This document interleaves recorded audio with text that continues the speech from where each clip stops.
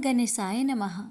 प्यारे भक्तगणों, आज आप सभी श्रवण करेंगे फाल्गुन पूर्णिमा की व्रत कथा। फाल्गुन पूर्णिमा व्रत की कथा का श्रवण करने से यश, कृति, धन्य धान्य और संतान सुख प्राप्त होता है और साथ ही मरणोपरांत बैकुंठ धाम की प्राप्ति होती है। को श्रद्धा भक्ति के साथ पूरा अवश्य सुनिएगा। तो आइए श्रवण करें फाल्गुन पूर्णिमा की व्रत कथा। महर्षि कश्यप की पत्नी एवं दक्ष की पुत्री दीति के गर्भ से हिरण्यकश्यप और हिरण्याक्ष का जन्म हुआ। दोनों ही महाबली थे। फलस्वरूप देवताओं को पराजित करके दोनों भाइयों ने स्वर्ग पर अपना अधिकार कर लिया। उनके अत्याचार से देवलोक में हाहाकार मच गया। अतः भगवान विष्णु ने वराह अवतार लेकर हिरण्याक्ष का वध कर दिया।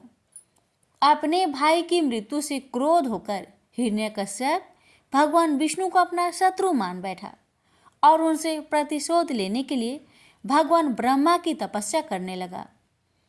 उधर हिरण्यकश्यप की अनुपस्थिति में देवताओं ने दैत्य पर आक्रमण कर दिया और स्वर्ग पर पुनः अपना अधिकार प्राप्त कर लिया। हिरण्यकश्यप की पत्नी कयाधु उस समय गर्भवती थी, जिसे देवराज इंद्र ने बंदी बना लिया। वो कयाधु को लेकर अमरावती जा रहे थे, तभी मार्ग में उन्होंने देव ऋषि नारद मिल गए।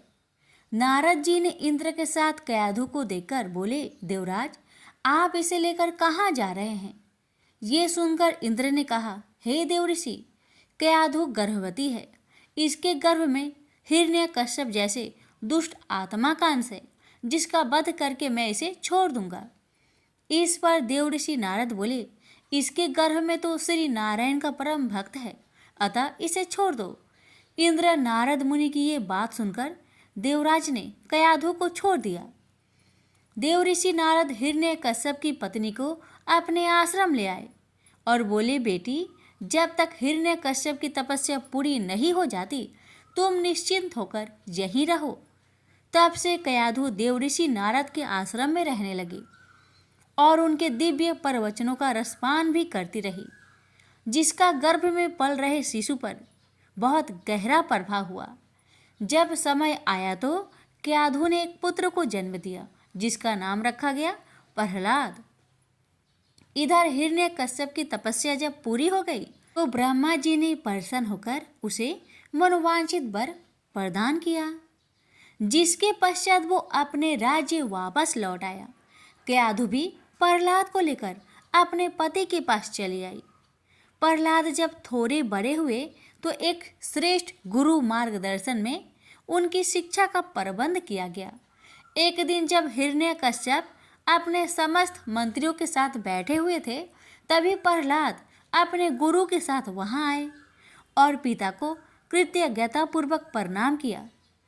ये देखकर हिरण्यकश्यप अति प्रसन्न हुआ और बोला, वत्स प्रहलाद, तुमने अब तक की शिक्षा के दौरान कौन सी सबसे अच्छी बातें सीखी है, मुझे बताओ।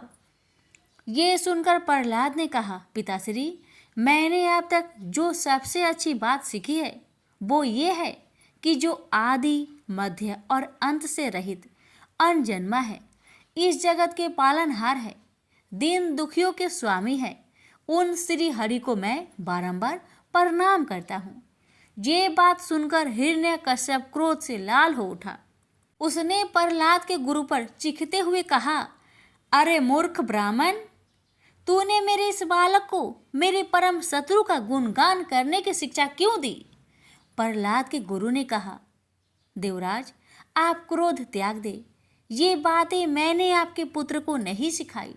ये सुनकर हिरण्यकश्यप आश्चर्यचकित हो गया और बोला, पुत्र, बताओ, तुम्हें ये उपदेश, ये शिक्षा किसने दी है? प्रहलाद बोले, हृदय में स्थित भगवान विष्णु ही तो संपूर्ण संसार के उपदेशक है। उनके अतिरिक्त कोई किसी को कुछ नहीं सिखा सकता। ये सुनकर हिरण्यकश्यप क्रोध से पागल हो उठा और बोला, अरे मूर्ख, मेरे सामने ये विष्णु कौन है? तो क्यों बार बार उस दुष्ट का नाम ले रहा है? क्या तू इसका परिणाम जानता है? हिरण्यकश्यप ने प्रहलाद को बहुत समझाया, मृत्यु दंड का भय दिखाकर भी विष्णु भक्ति से दूर करना चाहा, परंतु प्रहलाद के मन से भगवान विष्णु के प्रति श्रद्धा तनिक भी कम ना हुई। इसके पश्चात क्रोधित हिरण्यकश्यप ने अपने सेवकों को आज्ञा दी कि इस दूर आत्मा को मौत के घाट उतार दो। इस शत्रु प्रेमी से मुझे कोई लाभ नहीं है। यह कपूत तो अपने ही कुल का नाश कर देगा। दैत्यराज हिरण्यकश्यप की आज्ञा अनुसार उसके सैनिकों ने प्रहलाद पर तरह तरह के अत्याचार किए और उन्हें मारने का प्रयास किया, परंतु हरि कृपा के कारण वो सब प्रहलाद का बाल भी बांका करने में असमर्थ रहे। हिरण्यकश्यप यह सब देखकर बहुत क्रोधित हुआ। अंततः उसने अपनी बहन होलिका को आदेश दिया कि वो प्रहलाद को गोद में लेकर अग्नि में बैठ जाए, क्योंकि होलिका को यह वरदान प्राप्त था कि अग्नि से उससे कोई हानि नहीं होगी। अपने भ्राता का आदेश मानकर होलिका भक्त प्रहलाद को अपनी गोद में लेकर अग्नि में बैठ गई। उस समय प्रहलाद हाथ जोड़कर आंखें बंद कर निरंतर प्रभु ध्यान में मग्न रहे और नारायण नारायण का जाप करते रहे। हरि कृपा के फल स्वरूप प्रहलाद अग्नि में बैठकर भी सकुशल बच गए, किंतु होलिका उसी आग में जलकर भस्म हो गई। प्रेम से बोलिए लक्ष्मी नारायण की जय। अब आइए जानते हैं होलिका दहन की एक बड़ी ही खास उपाय।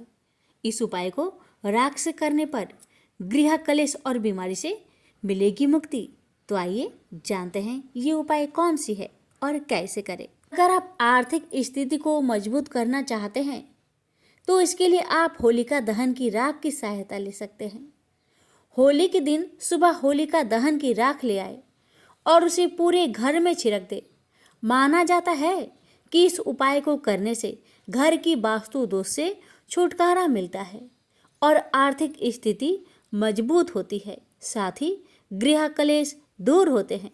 यदि आपके घर में कोई लंबे समय से बीमारी का लंबे समय से सामना कर रहा है तो ऐसे में होलिका दहन में एक पान में एक बतासा और 2 लौंग रखकर अर्पित करें। इसके पश्चात राख को घर ले आए और उसे रोगी के शरीर में मल दे।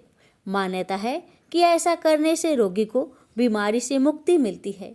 इसके अलावा आप होलिका दहन की राख को किसी लाल कपड़े में तांबे की 7 छेद वाले सिक्के के साथ बांधकर उसे तिजोरी में रख दे। माना जाता है ऐसा करने से माँ लक्ष्मी की कृपा प्राप्त होती है और धन में वृद्धि होती है।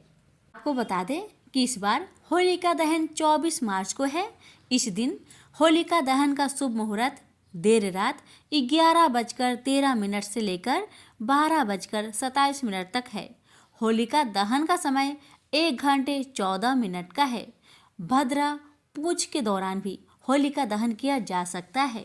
इस दिन भद्रा पूंछ में होलिका दहन का समय शाम 6:33 से लेकर 7:53 तक है।